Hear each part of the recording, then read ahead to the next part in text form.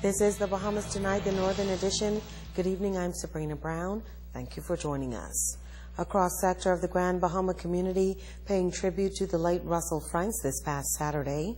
The nation's chief was among those attending the funeral service, described as a celebration of life.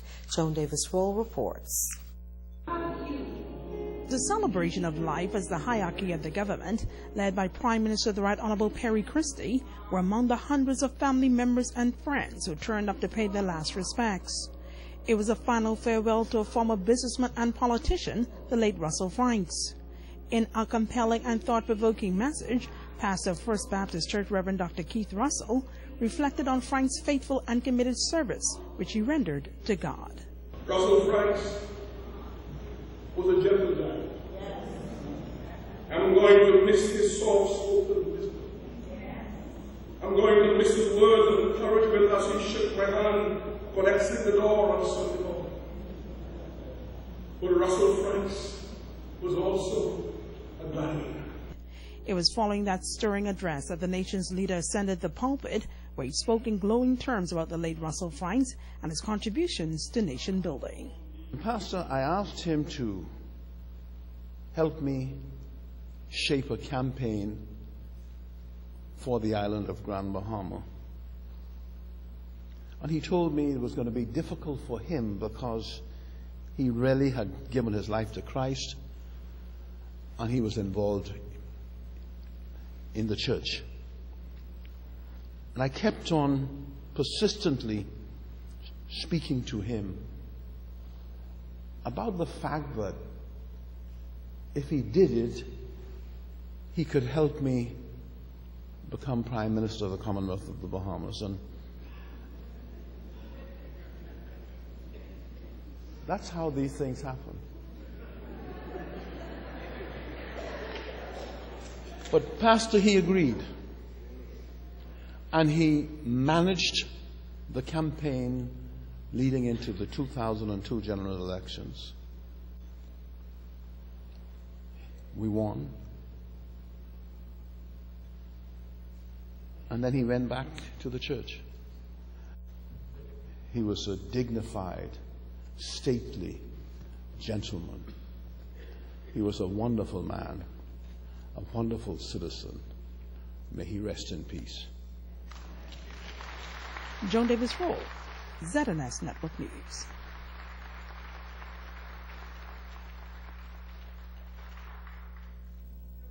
Hundreds packed Jubilee Cathedral on Saturday to celebrate the life and times of a prominent doctor, businessman, pastor, and family man, the late Dr. Haywood Cooper Jr.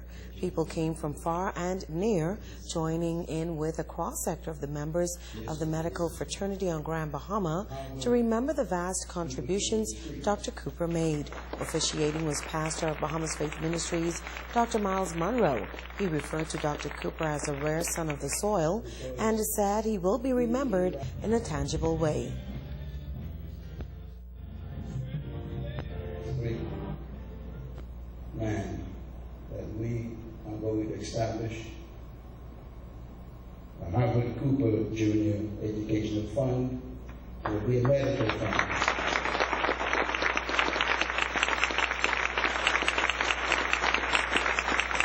Our desire is to establish a scholarship fund for students from Freeport who would like to continue his legacy in medicine.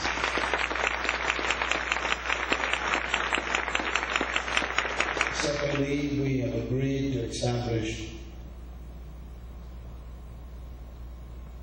a part of our new facility named after him, the Haywood Cooper Jr. Center, which would be our youth facility, which he had a passion for youth. We promised that we would name that facility in his honor. We would also name our new boardroom to be built in our new building, the Haywood Cooper Boardroom, because he was our first chairman of our board here in Freeport, and that will remain until Jesus comes. Dr. Marcus Bethel talks about the man he came to know as an extraordinary individual. The whole community, not just the medical community, but the whole community has really been stunned by the loss of such a caring and wonderful doctor. As you've heard in the service, his life has been one of giving, of sharing, and of course community building. Dr. Cooper will be missed. He's left behind, though, a wonderful family and support from the community.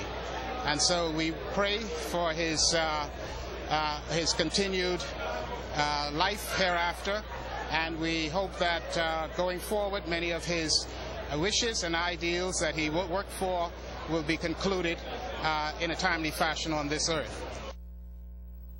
Police in Grand Bahama continuing their probe into that fatal plane crash that has left 4 people dead. According to police reports, shortly after 10 o'clock yesterday morning, the twin-engine Cessna 340 aircraft traveling from Morgan Beach, Central Florida, en route to Grand Bahama crash-landed in waters 5 miles northwest of Freeport. Officers from the Royal Bahamas Police Force, Royal Bahamas Defense Force, BASRA, and other emergency personnel responded and assisted with the recovery efforts. 4 Caucasian male bodies were recovered from the crash site. Police and the Department of Civil Aviation are actively investigating this matter. A 37-year-old man was arrested for possession of dangerous drugs. Reports say around 8:30 Monday morning, police were called to the U.S. Customs and Border Protection area at the Grand Bahama International Airport, where they arrested the male suspect of Haitian descent, who was found in possession of 4 black packages of suspected marijuana that were found in his traveling bag. He is expected to be arraigned before the magistrate's court. Meanwhile, police at the 8 Mile Rock Division arrested a 27-year-old male of Seagrape for possession of dangerous drugs with intent to supply. Reports are that on Monday, shortly after 6 p.m., officers apprehended the man who was found in possession of a clear plastic bag containing 20 brown paper packages of suspected cocaine. He was arrested and taken into custody. He is expected to be formally charged before the magistrate's court. In other news, a damaged underwater cable left hundreds of BTC customers in the northern Bahamas temporarily without service last night. The link between New Providence, Grand Bahama, and Andros left cell phone customers in Grand Bahama, Abaco, and Bimini, and cell phone and landline customers in Andros without service from around 9 p.m. until about 12:30 a.m. The underwater cable connects New Providence and the Family Islands. We're told that BTC technicians worked quickly to restore the service. A local home for the aged is getting some much-needed help. Tonight, there is a call for more community support. Their mandate is to assist the less fortunate, but recently the Grand Bahama Red Cross Society has been hard-pressed in its social assistance efforts. However, Development Coordinator Marcia Kennedy says upon hearing the plight of the home away from home on the ZNS News, officials of that vital agency were compelled to lend a helping hand. She says they moved immediately to assist. So we did a follow-up the following day after the initial interview with ZNS, and we automatically put the 4 women on the Meals on Wheels program. And then it was taking us a little bit over a week to accumulate the items that we think that the ladies could use and the home could use to try to help improve the quality of life and care of the ladies that stay here. Kennedy says the Red Cross was able to put together a variety of items for the elderly residents. We bought sheets, detergent, towels, we brought some Depends, just mainly items. We did bring clothing items. We also bought food items, household items, something that it's not necessarily, we don't have the funding right now for cash, but we did help with in-kind donations. And so what we could do is just subsidize, the items that you would spend at the store, the money you would spend at the store, to try to help alleviate some of the cash register at the end of the day. There are presently 4 people living at the home away from home in Caravel Beach, and 2 more are expected to take up residency in the near future. Caretaker Murphy Knowles says she's grateful for the much-needed assistance, which will go a long way. I truly bless God for the Red Cross.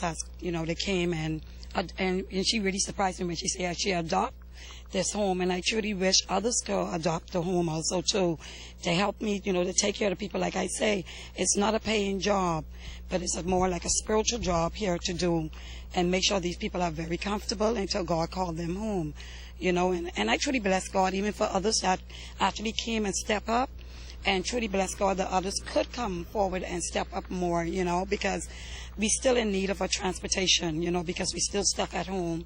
Really cannot move like that. Noel says the home is also in need of beds. Meanwhile, Kennedy is appealing to the community to support the facility in any way possible. The first thing they need to do is contact Miss Knowles, and she has all the numbers, that you can make contact. But contact her to see what she is in need after she, does her assessment of what the donations that have come in, maybe since the first news report, and then after today, and then just kind of see, because you don't want to duplicate services. So if I brought a box of sheets today, or the Red Cross has brought a box of sheets today, to make sure that somebody doesn't bring a box of sheets. Stay with us. The Northern Edition is coming right back.